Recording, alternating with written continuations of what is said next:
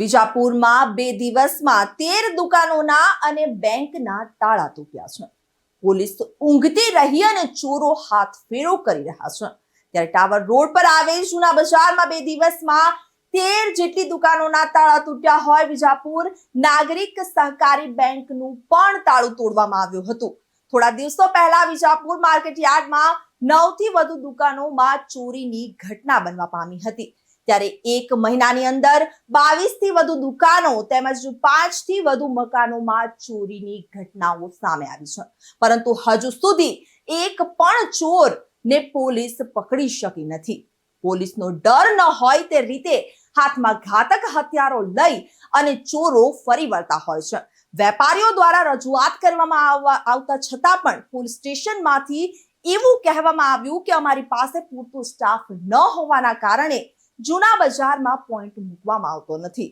ત્યારે રાત્રે પેટ્રોલિંગ પણ કરવામાં આવતું ન હોય। રાત્રે પેટ્રોલિંગ કરી ચોરોને પકડવામાં આવે તેવી હાલ માંગ ઉઠવા પામી છે। સોની કલ્પેશભાઈ ચિન્નભાઈ રીધમ જ્વેલર્સ દુકાનના પરમ દિવસ રાત્રે ચોરો આવ્યા હતા। 9 દુકાનો મારા બજારમાં તોડી હતી। એમાં મારી દુકાનનું તાળું તોડ્યું હતું। એક તાળું તોડી એક તાર ના તૂટ્યું, એમાં બચી ગયું। એમાં બીજા આજુબાજુમાં આવેલી કેમિસ્ટ છે, ગનીભાઈ દવાખાનું છે, પછી અહીંયા અમે અમણ સાહેબનું દવાખાનું છે, આ બધું રોહિત પ્રિન્ટ, આ પ્રિન્ટ પદ્માવતી પ્રિન્ટિંગ પ્રેસ છે, કમલેશ રેડીમેડની બાજુનું ગોડાઉન છે, આ બધું તારા તોડેલા। બરાબર છે। બેંકમાં ગઈકાલ રાત્રે બેંકના પર તારું તોડ્યું છે એમને, વિજાપુર નાગરિક બેંક। પોલીસ દ્વારા કોઈ કાર્યવાહી કરવામાં આવી? 5 વાગે આવ્યા હતા સવારે, બરાબર। કાલે બી સવારે 8 વાગે આવ્યા હતા જવાબ લેવા માટે।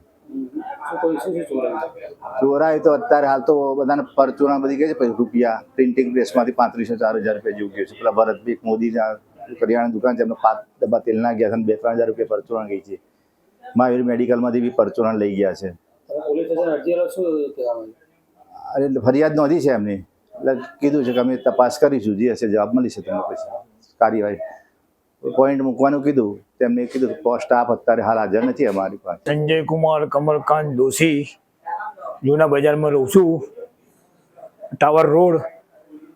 ગઈકાલે હું પેશાબ કરવા ઊભો થયો તો નિમેશ સુખડિયાની દુકાન આખી ખુલ્લી હતી।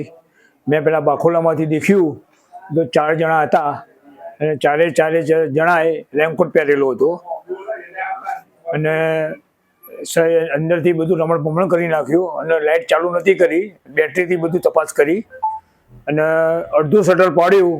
એમને ઉઘાડા શરીરે હું બજારની અંદર મારી મેડિકલ ગાડી દોડ્યો, બરાબર। તો ત્યાં સુધી એ લોકો ટાવર સુધી પહોંચી ગયા હતા।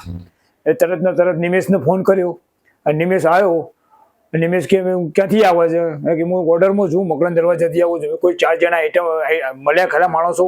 એ કે ના, મેં તારી દુકાન તૂટી છે। પાછળ દેખ્યું તો મારી મેડિકલના તાળા તૂટેલા હતા, અંદર બધું રમણ ભમણ થઈ ગયું હતું। ધીરજ કુમાર દામોદરભાઈ પટેલ।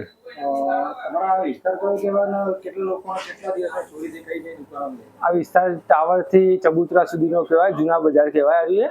અને રાત્રે લગભગ 3જી તારીખે રાત્રે 2 થી 2:30 વાગ્યાના ટાઈમમાં ચોરી થઈ હતી અને એમાં લગભગ 9 દુકાનો પટેલ શાહ કૌશિકભાઈ, અમૃતલાલ દોશી કમલેશ રેડીમેડની દુકાન હતી, પદ્માવતી પ્રિન્ટર્સ દામોદરભાઈ પસાભાઈની દુકાન હતી, એક ભાઈ આપણે મેમણ સાહેબની દુકાન હતી, પછી મહાવીર મેડિકલ હતી। એમ કંઈ 9 દુકાનો ટોટલ તોડવામાં આવી છે ચોરોએ। શું લઈ ગયા? મારી દુકાનમાંથી 3500 રૂપિયા રોકડા લઈ ગયા અને બીજી દુકાનમાંથી લગભગ તેલના ડબ્બા લઈ ગયા છે। કરિયાણા દુકાનમાં ગિરધરભાઈની દુકાન હતી અને એમાં તેલના ડબ્બા લઈ ગયા છે લોકો। પોલીસને અમે ફરિયાદ આપી હતી એ દિવસે સવારે, પણ પોલીસે એમાં અરજી લઈ લીધી હતી।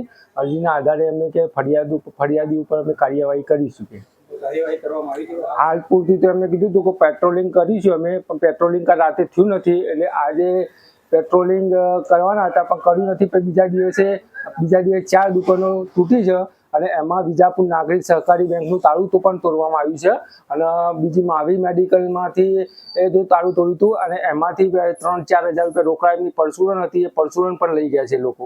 રિપોર્ટર તરુણ પ્રજાપતિ સાથે ચક્રવાત ન્યૂઝ મહેસાણા।